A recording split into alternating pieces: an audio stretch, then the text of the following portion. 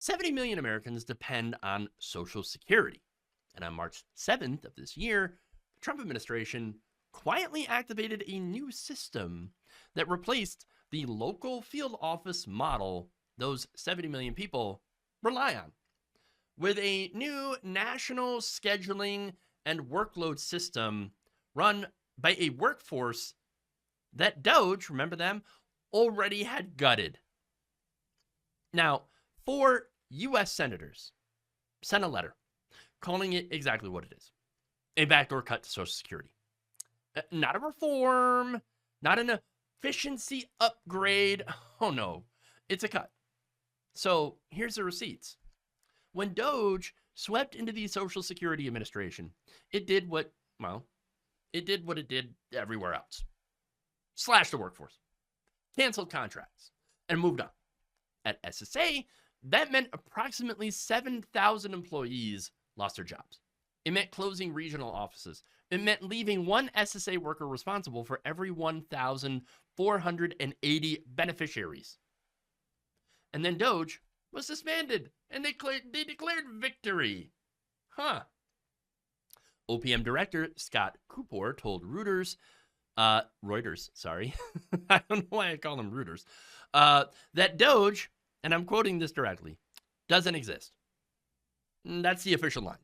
It doesn't exist. So the $1 trillion promise became $214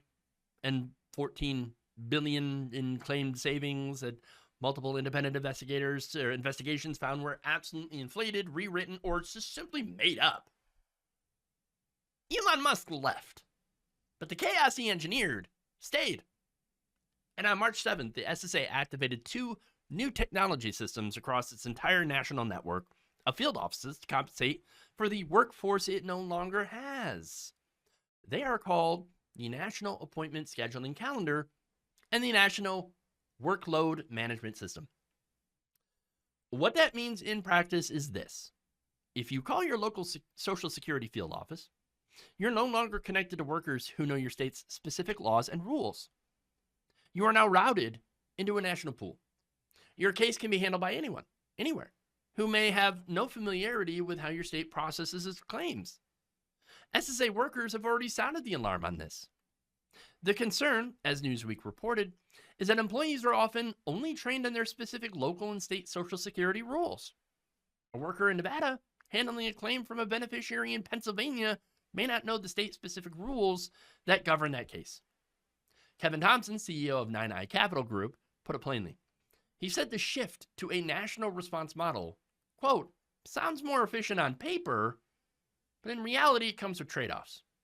Now, the expectation is that AI and automation will fill in the gaps, but that assumes the technology can actually handle the nuance of real-world issues, which isn't always the case, end quote.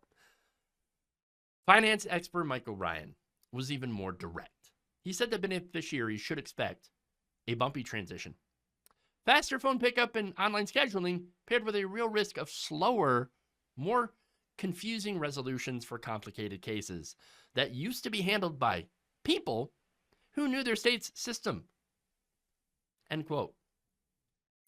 Slower resolution for complicated cases that used to be handled by people who knew the rules at an agency that has already had its workforce cut by 7,000 people.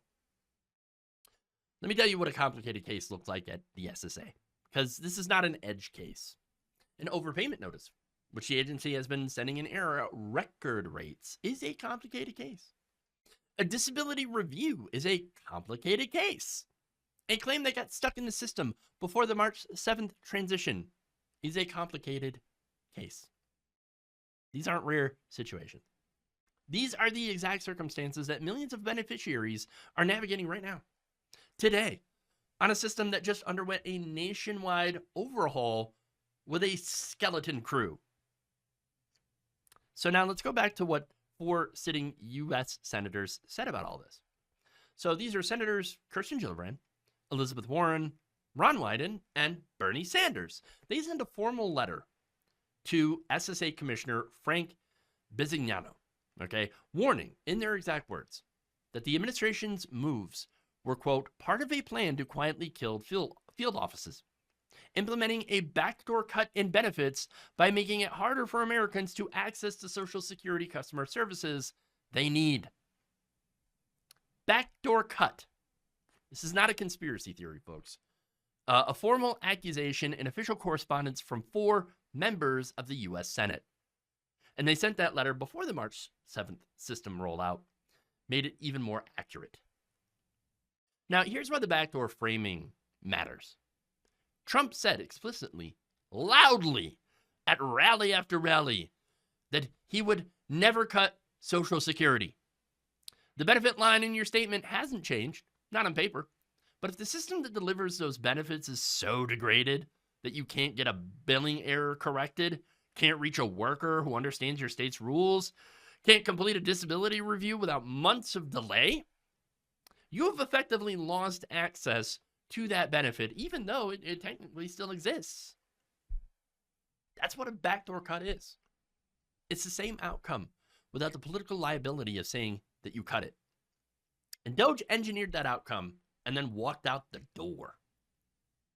The senators also wrote that the administration has adopted what they called a slash-first, think-later approach to modernizing SSA. Again, that was before March 7th. Before the nationwide system rollout. Before the workers started warning about state law gaps and AI filling in for institutional knowledge that took years to build. Slash first, think later. 70 million people are now finding out what comes after the slash. Who gets hurt the most? The 40% of American seniors for whom Social Security is not a supplement, is the primary source of income. People who cannot afford to wait 3 months for a corrected payment while the billing error works its way through a nationalized system run by workers who don't know their state's rules. Disabled Americans navigating a claims process that just changed on them with no preparation time. Elderly residents in rural areas whose nearest field office already had reduced hours before this week's rollout made it worse. Look, this is not, I'm not talking abstractions here. These are your parents, your grandparents, your neighbors, and in many cases, the exact voters who went to Donald Trump rallies and heard, I will never cut Social Security. Now, here's what I want you to do. If you or someone you know is currently navigating an SSA claim, a disability review, or an overpayment notice, don't assume that the March 7th system transition is going to resolve on its own. Contact your congressional representative's constituent services office directly. That office has a dedicated federal agency liaison and can often intervene in cases that are stuck. Document everything. Every call, every date, every case number.